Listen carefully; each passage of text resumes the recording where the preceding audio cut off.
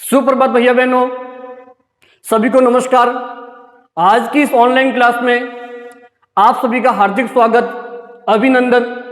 आज हम हिंदी विषय के अंदर व्याकरण भाग के अंदर शब्द विचार अध्याय को पढ़ेंगे।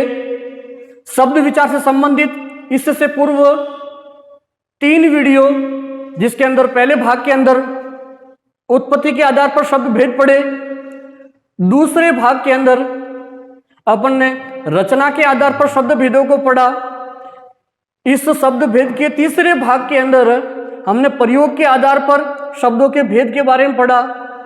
आज इस वीडियो के अंदर अर्थ के आधार पर शब्द भेद के बारे में पढ़ेंगे। अर्थ के आधार पर शब्दों के निम्न भेद होते हैं। पहला भेद है एकार्थी शब्द, यानी जिसका एक अर्थ हो वो एकार्थी शब्द। वे शब्द जिनका प्रयोग प्राय एक अर्थ में होता है, यानी ऐसे शब्द जिनका एक ही अर्थ हो, एक ही अर्थ में इनका प्रयोग होता है, एकार्थी शब्द कहलाते हैं। जैसे धूप, लड़का, नदी, पहाड़, ये जो ऐसे शब्द है जिनका एक अर्थ निकलता है, एक ही अर्थों में इनका प्रयोग होता है, एकार्थी शब्द कहलाते हैं। दूसरा अनेकार्थिक शब्द, एकार्थी का विलोम अनेकार्थिक शब्द। वे शब्द जिनके एक से अधिक अर्थ होते हैं, एक से अधिक अर्थ होते हैं तथा उनका प्रयोग प्राय अलग अलग अर्थों में किया जाता है। उनका जो प्रयोग है वो प्राय अलग अलग अर्थों में किया जाता है। जैसे अज, कर, ऐसे खूब सारे हिंदी में शब्द हैं। जैसे अज का मतलब होता है बकरा। इसी प्रकार से अज का दूसरा जो अर्थ है वो है अजन्मा। इसी प्रकार से जैसे है कर, कर का अर्थ होता है हाथ। इसी प्रकार से कर का होता है लगान। तो इनका जो अर्थ है अलग अलग अर्थ निकलते हैं, यानी अनेकार्थिक शब्द वे शब्द जिनके एक से अधिक अर्थ होते हैं। ऐसे शब्द, जैसे शब्द ये अज शब्द है, इसके 2 अर्थ, जैसे पहला अर्थ जैसे बकरा, दूसरा जो अर्थ है अजन्मा, यानी एक से अधिक अर्थ होता है। उनका प्रयोग प्राय अलग अलग अर्थों में किया जाता है और उनका जो प्रयोग है वो अलग अलग अर्थों में किया जाता है। जैसे शब्द है कर, तो कर का हाथ भी होता है और कर का मतलब लगान भी होता है। तो इनका जो अलग अलग अर्थों में प्रयोग किया जाता है। तीसरा बिंदु है पर्यायवाची शब्द। हम छोटी कक्षाओं से पढ़ते आ रहे हैं पर्यायवाची शब्द। एक ही शब्द के अनेक समानार्थी शब्द होते हैं, यानी एक ही जो शब्द है उसके समानार्थी शब्द, अनेक समानार्थी शब्द होते हैं, वो पर्यायवाची शब्द कहलाते हैं। जैसे घर, तो घर के जैसे भवन, सदन, आले।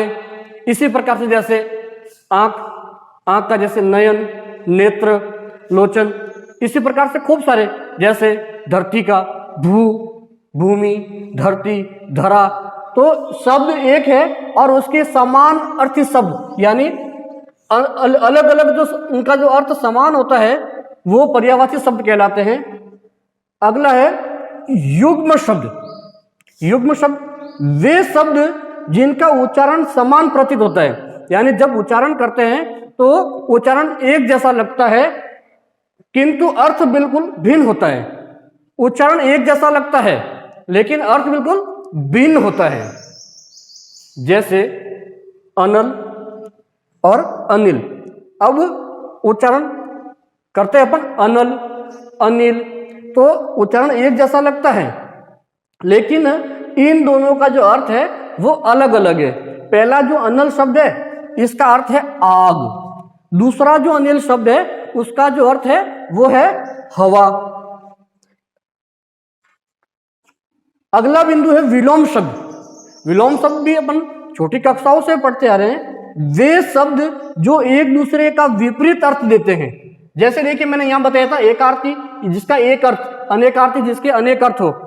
तो वे शब्द जो एक दूसरे के विपरीत यानी उल्टा अर्थ देते हैं, जैसे दिन रात, सुख दुख, लाभ हानि, अच्छा बुरा, उत्तीर्ण अनुत्तीर्ण, ऐसे खूब सारे शब्द हैं जिसको उल्टा विपरीत अर्थ देते हैं।